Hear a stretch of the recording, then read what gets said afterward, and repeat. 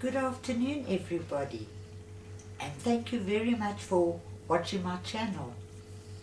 My name is Debbie Joy Emmett, and I'm an author who writes short fiction stories about various aspects of the paranormal related to the spiritual domain. The reason why I write various aspects is so that I can have a wider variety, something that will be right up your alley. I take famous haunting places, for example like the OK Corral in the Wild Wild West, way back in Wyatt Earp's days, and then I build a fiction story around it. Or I take famous people like Harold Houdini, and I do a lot of research on most of my books. And I'll take those facts and then I'll build a fiction story around Harold Houdini. I've also written a book about Jack the Ripper, where I've taken true facts. And the reason why Jack the Ripper is so important and draws the world's interest is because nobody knows who he was. His mystery still, his name still remains a mystery. In any case, I've also written 3 fairy tales. Like I said, I write about witches, ghosts, hauntings, Wiccan witches, bloodline witches, UFOs, demons, angels. I cover a vast area so that there will be a book for you that you will be interested in, even reincarnation. So as you can see, it's a wide variety. Now beneath this video you will find several links, and they are very important. One of the links is my Facebook page, author page, and I really need you to hit that link. And then once you're on my Facebook author page, please like my page. I need your support on that. And then also you'll see on my Facebook author page is an Amazon link, or there's a shop now button which will take you directly to my author Amazon page. Alternatively, the link will also be at the bottom of the video. But please visit my Amazon author page and have a look at all the books that I've written. I've written 5 full books, and also, well, they all in all they contain 41 different separate stories. All 5 books have been published on Amazon, as well as each individual 41 stories for your selection. If you don't feel like buying the full book, you can go and select the individual books. They are available in paperback and also in Kindle, which is the ebooks or electronic books. They are much cheaper as well, and I find that I have many sales on the ebooks.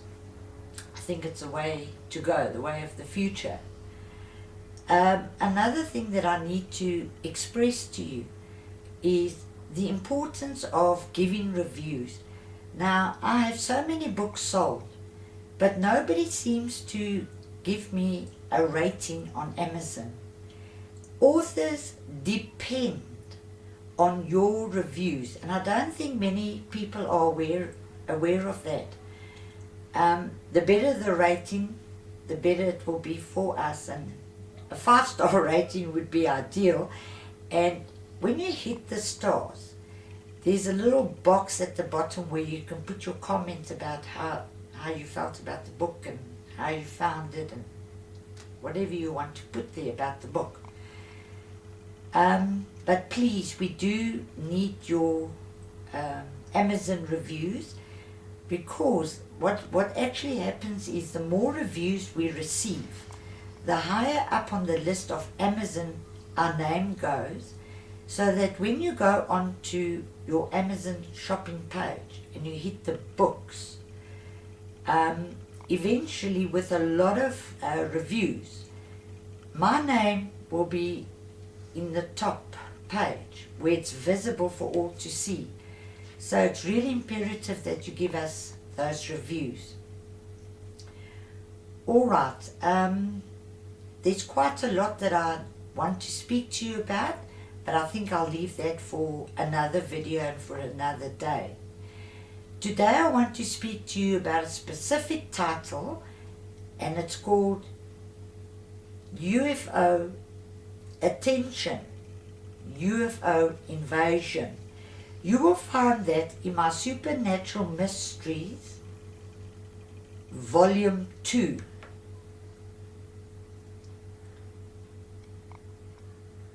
This book also comes with images and pictures.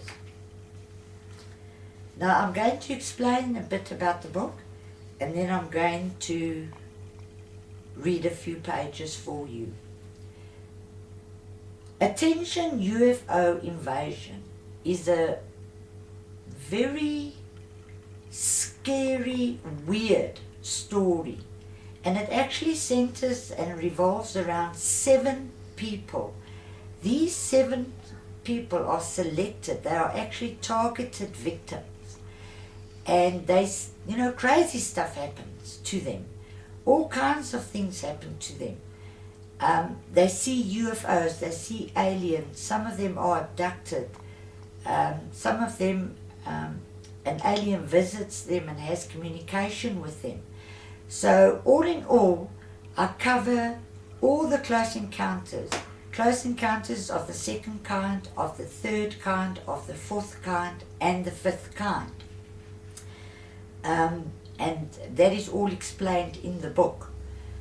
The one victim that's abducted, she gets abducted, but eventually they return her back to Earth. When she is returned back to Earth, she's changed, and her concerned mother actually takes her to see a psychiatrist because she doesn't know what to do with her. And while she's under hypnosis in the office of the psychiatrist, instead of the victim's female voice speaking back, a male voice actually speaks through this female. But he speaks in 2 foreign languages.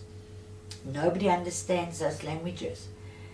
As the book unravels and unfolds, you'll find out that they're actually ancient languages, thousands of years old, and they get a translator in who manages to catch some words here and there, and when they put the pieces together, it's actually quite alarming. And then of course 2 of the people actually meet an alien and have a discussion with him, and he actually gives them a very eerie message. Like I said, crazy, insane things happen to these 7 people. This plot is full of twists and turns. You don't know what's going to happen next, and it's got such a surprise ending. I think what I'm going to do is just read a few pages, and then if you want to know what is happening to these people, you need to get the book. And I really encourage you to do that, because a lot of things happen to these people. Okay, let's go. Attention, UFO Invasion. Newsflash, UFO sighted. How do we react to such news? Some of us laugh and think of the movies we have seen with tin foil wrapped around someone's head. Some of us have a slight flutter of angst deep within. I mean, what if it was true? What if somebody really did see a UFO? What if there were beings aboard that UFO? Are they spying on us, preparing for who knows what? Would it land here on our Earth? Could they be benevolent benefactors from a more cultured and advanced world? Or would they be fierce, hostile creatures with the intent of human extinction? We are all familiar with the initials UFO, and understand it to mean unidentified flying objects. In a sense, that's true, but for a very different reason than most people think or are aware of. What UFO really stands for is ungodly forces overhead, or ungodly foes overhead. As our story unfolds, you will begin to comprehend why I refer to it as such. There is so much more going on behind the scenes in the invisible world, unseen by the human natural eye, than most people realize. The invisible world? What the heck? Well, we have come to accept the possibility of angels being amongst us, haven't we? We know where angels live, but ghosts, poltergeists, and evil spirits, where do they live? And where do all these unexplained beings or apparitions come from? These aliens are commanded by the same species, but of a higher ranking, position, and authority. They are deliberately sent out for the world to see, and in some instances even sent to abduct people, of whom some are returned and some are not. You can stop right here and think what you like, but there is such a significant and definitive purpose, a sinister goal lurking behind all of this. What if I told you that it is purposely designed by those who are the source of UFOs and aliens? There's a structure or establishment who orchestrates these UFOs and controls those people who have witnessed such sightings. Those innocent, unsuspecting people have been carefully chosen by those unseen creators of both UFOs and aliens. Allow me to explain and hopefully make you aware of the very real, true source behind this phenomena in a dramatized story. It was a warm, quiet evening as the young husband and his wife, Colin and Phyllis Botha, sat on the beach in Durban, the province of KwaZulu-Natal in South Africa. They enjoyed each other's company and chatted about everything under the sun. They could always talk about anything to each other. They had such a close connection. It was getting late, and as the married couple stood up to leave, they became aware of this whooshing noise, and a strange wind seemed to have picked up suddenly. And then they saw a shiny copper-colored craft which had landed a few hundred yards from them in the parking lot. Bits and pieces of litter and dust were whirling around in the air. Holding hands and with a bit of trepidation, they hurried toward it, fascinated and not sure what it is. As they got to their car in the parking lot, the strange aircraft had just mysteriously disappeared. What? A little anxiously, they got into their car and drove onto the road, not quite sure what to say or even think. But then it all came tumbling out of their mouths at the same time, and as they were firing questions at each other, the weird aircraft appeared again, flew over their car with a rapid speed, and landed about 1 kilometer away from them in the road. The roads were deserted at this time, and it suddenly became very quiet, with only the sound of their car's engine in their ears. As the discus-shaped craft took off and flew over their car, the engine had cut out.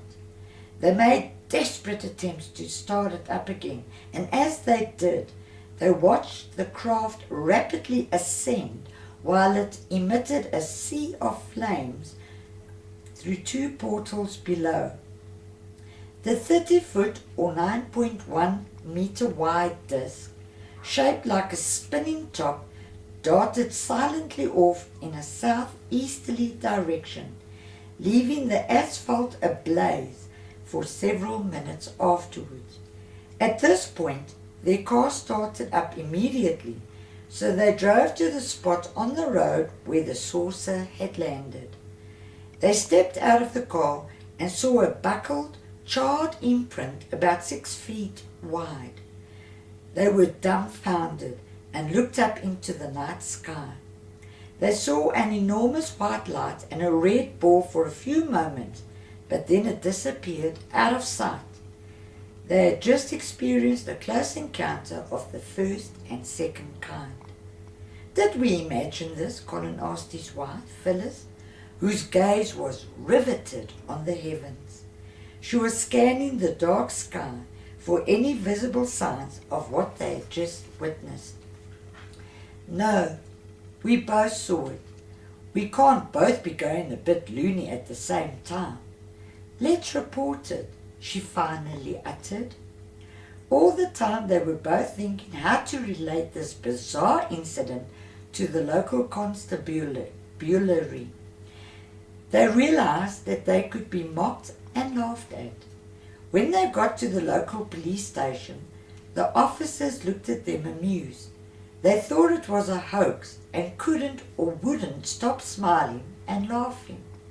But Colin and Phyllis assured them that it was no joke and insisted on making out the report.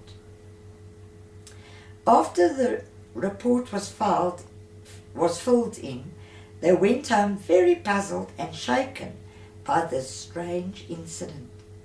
They also felt a little silly at being laughed at by the police. At the police station, the officers threw the report away for fear of being ridiculed and laughed at by their fellow officers. So this incident never went any further and definitely never got investigated. Now, not everybody saw these sources. The world didn't see these sources. Only these selected 7 people saw the spaceships, and they also saw the mothership, the mother spaceship.